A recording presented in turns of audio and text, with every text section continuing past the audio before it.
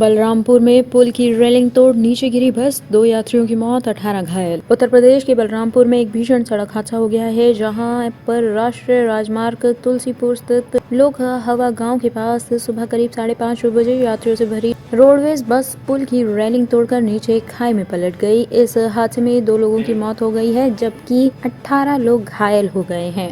हादसे के बाद घटनास्थल पर चीख पुकार मच गई। घटना की जानकारी पुलिस को दी गई। सूचना मिलते ही पुलिस और एम्बुलेंस पहुंची और घायलों को अस्पताल में भर्ती कराया गया।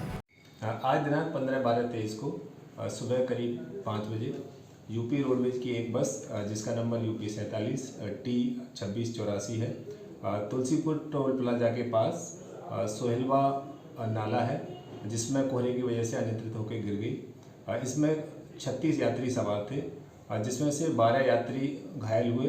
घायल यात्रियों को मेमोरियल हॉस्पिटल बलरामपुर में भर्ती कराया गया, जिसमें से हॉस्पिटल में उपचार के दौरान 2 यात्रियों की मृत्यु हो गई है।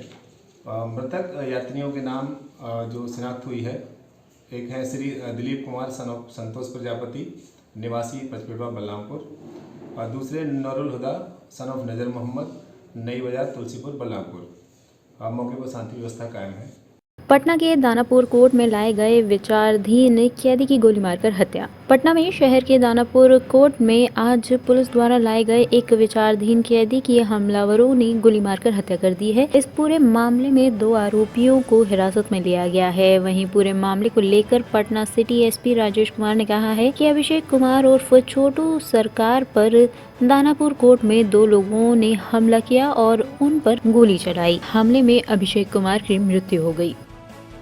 था जो पेशी पर आया था और उसकी जो है गोली मारकर हत्या कर दी। उस कैदी को कोर्ट में उपस्थापन के लिए एक जो हमारे ओआर के कांस्टेबल थे वो थे, और उनके साथ एक जो आर्म्ड गार्ड था वो भी SLR राइफल के साथ थे, और दोनों लोगों ने इसकी जो कैदी है इसके ऊपर जो हमला करने आए थे, दोनों व्यक्तियों को पकड़ लिया। एक व्यक्ति जो पहले गोली चलाना शुरू किया उसको जो आर्म गार्ड था उसने पकड़ लिया था, लेकिन उसके बाद जो दूसरा व्यक्ति था जो भीड़ में था जिसको ये लोग पहचान नहीं पाए, उसने गोली चला के जो कैदी था उसकी हत्या कर दी। लेकिन उसके बाद जो उसके साथ जो ओआर के कांस्टेबल थे उन्होंने भी उसको पकड़ लिया और जो स्थानीय लोगों ने भी मदद की। तो जो दोनों व्यक्ति हत्या करने आए थे उनको पुलिस ने तुरंत ही घटनास्थल से गिरफ्तार कर लिया है। दोनों हथियार भी उनके पास से बरामद हो गया है। फायर्ड जो केस हैं, जो गोलियां चलाई गई उनके जो फायर्ड केस हैं वो भी बरामद। इसके अलावा कुछ और गोलियां जो है उन लोगों के पास से मिली हैं। उसमें से एक व्यक्ति को जो हत्या करने आया था उसको भी पैर में गोली लगी है, जिसको पुलिस इलाज करा रही है। और अन्य लोगों के लिए जो अन्य जो लोग इसमें शामिल हैं उसके संबंध में दूसरे जो जिसको गिरफ्तार किया गया जो हत्या करने आया था उससे पूछताछ की जा रही है।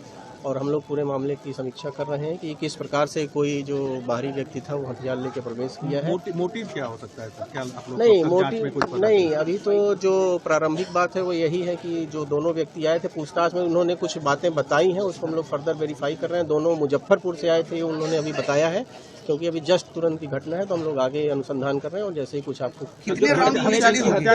नाम क्या था जो कैदी थे उसको अभी छोटे सरकार के नाम से ये लोग बता रहे हैं, और उसके ऊपर भी बता रहे हैं कि हत्या जैसे गंभीर मामले अंकित थे और उसी में वो जेल में था कुछ समय से। बदले को लेकर ये हत्या हुई है? नहीं, अभी देखिए क्योंकि इन्वेस्टिगेशन एकदम इनिशियल स्टेज में है तो एक्चुअल या एग्जैक्ट रीजन क्या है वो अभी कह पाना मुश्किल है। हम लोग थोड़ा इन्वेस्टिगेशन को फर्दर डेवलप कर पाएंगे तो क्या रीजन था, क्या मोटिव था, कौन लोग इन्वॉल्व है, वो सारी, क्योंकि निश्चित रूप से जिस तरह से घटना हुई है तो जो 2 लोग हत्या करने आए थे उसके अलावा भी लोग इन्वॉल्व होंगे।